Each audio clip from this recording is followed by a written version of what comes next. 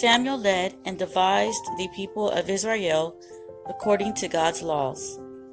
He would always ask God what he should do. When he grew old, he appointed his sons Joel and Abijah as the new leaders. Joel and Abijah ruled from Beersheba, but instead of following God's laws, they were dishonest and accepted bribes.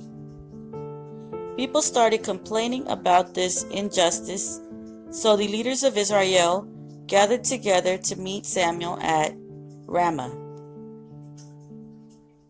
"You are old, and your sons do not follow your ways," they told Samuel.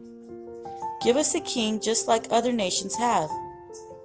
Samuel was displeased, but prayed to the Lord.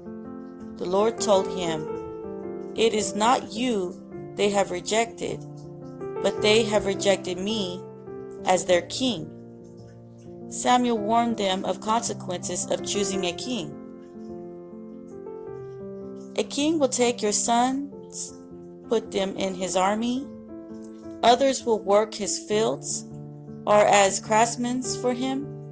Your daughters will be taken to become his perfumers, cooks, and bakers. A king will take a tenth of your grain and flocks, and you will become his slaves. When you cry out to be rescued from the king, the Lord will not deliver you." The people refused to listen and demanded, "Give us a king like the other nations have, who will lead us and fight our battles." Samuel repeated what the people said to the Lord. The Lord replied, "Listen to them and give them a king." So Samuel said to the Israelites, "Everyone go back to your own town." There was a man from the tribe of Benjamin called Kish, who had a son called Saul. Saul was a handsome young man who was a head taller than everyone else. Kish had lost his donkeys and asked Saul to take a servant and search the hill country to find them. Saul and his servants searched for the missing donkeys but could not find them. Saul wanted to return home, but his servant suggested, "There is a highly respected man of God in the town. Perhaps he would tell us what way to take." As they went up to the town, they met Samuel. He was on his way to the high place where he worshiped God. The day before, God had told Samuel, "About this time tomorrow I will send you a man from the land of Benjamin. Anoint him ruler over my people Israel. He will deliver them from the Philistines." So asked Samuel, "Can you tell me where the prophet's house is?" "I am the prophet," Samuel replied. "Come with me to the high place, then eat with me and return home tomorrow. As for the lost donkeys, they have been found.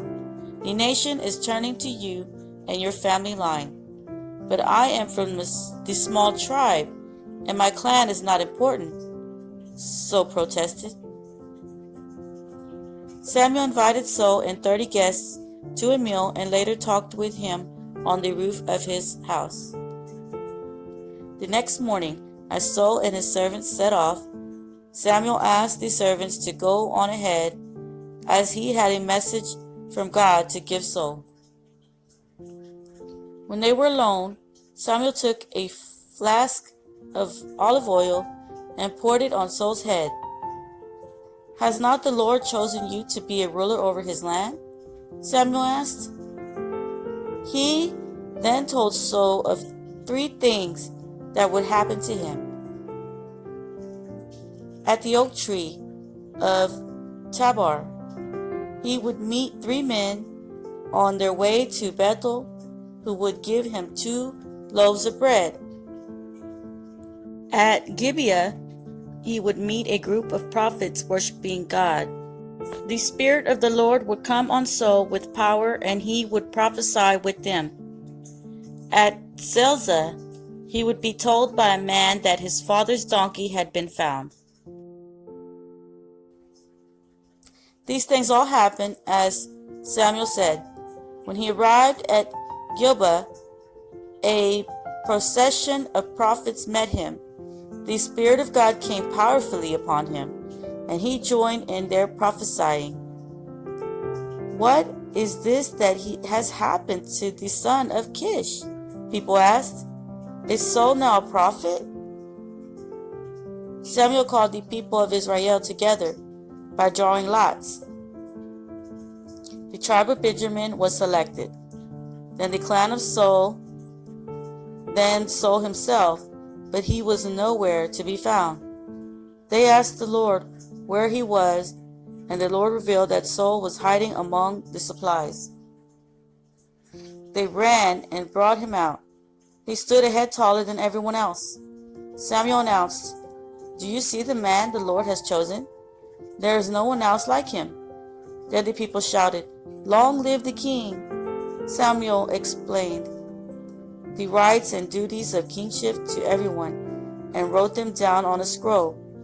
The people then went home, but not everyone was pleased. Some muttered, "How can this man help us?" They despised Saul and would not bring him gifts.